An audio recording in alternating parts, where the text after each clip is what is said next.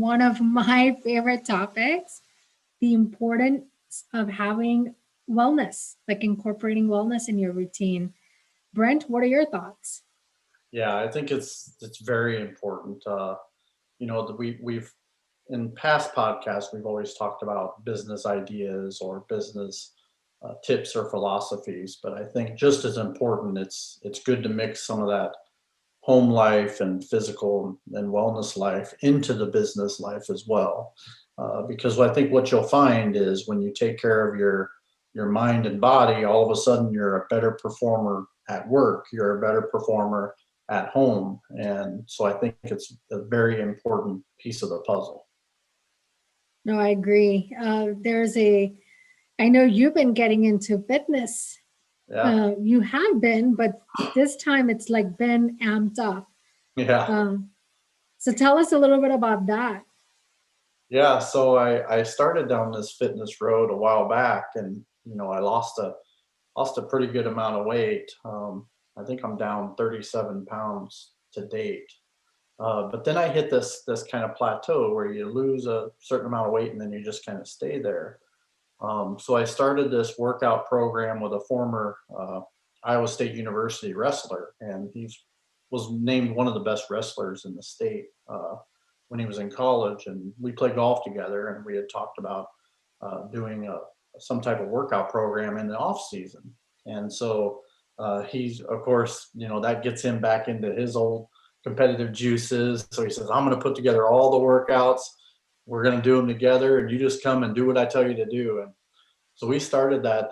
We started our fourth week this week, and I'll tell you what, it's literally transforming my body. I'm not losing weight, but I'm gaining so much muscle that obviously muscle weighs more than fat. So we actually had a conversation this morning that you really can't just go by the scale. And he was explaining that as you start to strength training, do strength training, and you basically break down a muscle and then build it back up, that weighs a lot more than fat.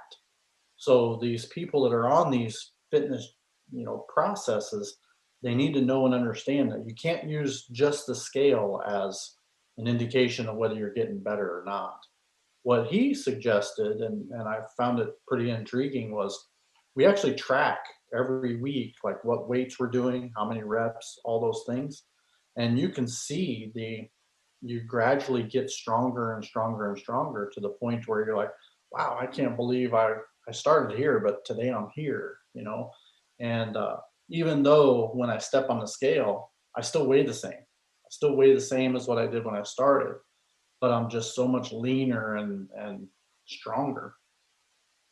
I So think you bring out such a great point. I don't, there's so much in the fitness realm, like there is so much judgment around you have to look a certain type in order to be even considered fit, mhm, which to be honest with you, I just say whatever. Because your body, everybody's bodies handles it differently, right?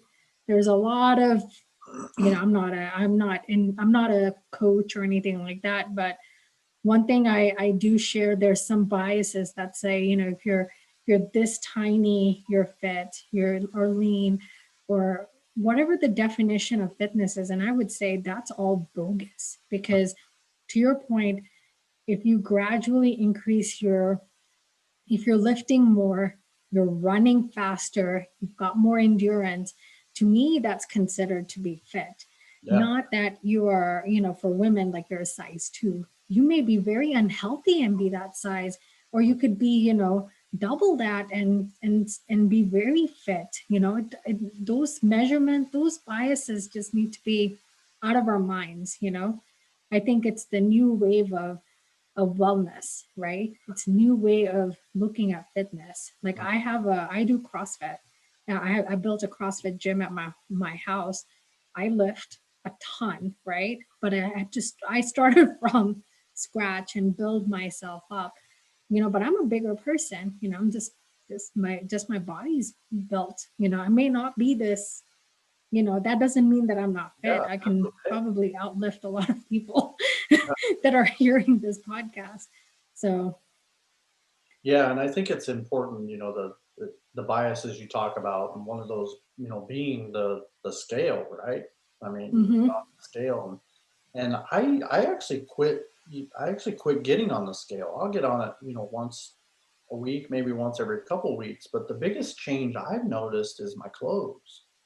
All of a sudden those pants that used to be a little tighter, all of a sudden I can, I had a pair of golf shorts on the other day. I put them on and I was like, man, these things are so big. And I looked at the size, I was like, crap. And I could actually take those pants off without undoing the button.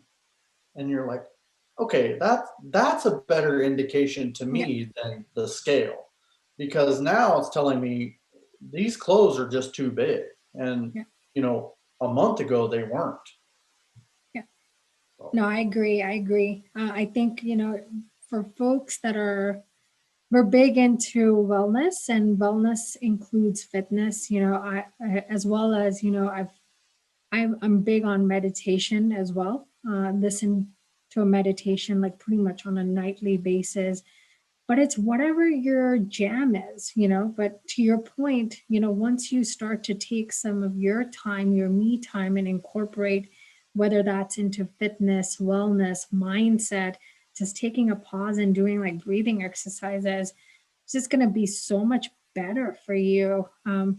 Like Brent said, makes you perform better, you're more in tune to what's happening. So I would encourage folks to just experiment, with what what clicks for them. But don't forget, it's not all about the hustle and the grind. You've got to take some me time and incorporate whatever wellness or mindset routine you have. It's just going to make you a better person. I would say to add to that point too is, I don't know if I would have done as well as I've done had I not had an accountability partner, right? So the fact that I have, in this case, Logan is a buddy of mine named Logan. When that alarm goes off at 5:40 in the morning, how many of us sit in that bed and go, "Ah, I'll just do it tomorrow," right? Well, when you have a person that is going to be at the gym at a certain time, now all of a sudden it's like, oh crap, I have to get up. Otherwise, he's going to be waiting there at the gym and I'm not going to show up. And then it's going to be awkward later trying to figure out, what's my excuse going to be. And I mean, finally, you just like get up and go to the gym. And then when you do, you feel great. I mean, I've always said that the hardest thing about working out is that first 10 minutes after the alarm goes off. Yeah. As long as you can pull yourself out of bed and make yourself get up, the rest is cake. The rest is just the process. That's such a great point. And you can have accountability partners virtually. So, Yes. my accountability partners are folks like Nigel, who post boot camp workouts. And I'm like, ooh, I can't wait to try this one. Or Sharon Odea from our last week's podcast. She posts a lot of really good workouts. Our friend Patrick Callahan, Insurance Elephant, posted a tweet the other day talking about, hey, I'm hitting the gym. Those are great motivators. I would say just jump on the wagon. There's quite a few insurance folks on Twitter that are big into fitness, and just follow one of us and we'll get you hooked up. I'll make you do 50 burpees like Brent did the other day. It did take me all day, by the way. No, I, actually, I when I started did it off strong. from, I started off strong and got those first 20, 25 knocked out. I was like, this ain't gonna be nothing. Before. you know, the importance of tracking is when I tracked the last time I did 50, I shaved 6 seconds off my total time. It's so important to track because now you can see like a progression, and it's a score that just you can just keep beating and beating and beating. To your point, like don't give up either. Like if you can do 20 and then do 10, and that's what you and Amanda did that day. It was awesome. At least you guys got it done. Yeah, exactly. Tomorrow, I think I may do 100, but I haven't decided yet. Well, I know this. I don't like burpees. I know that. Well, thank you so much, Brent, for sharing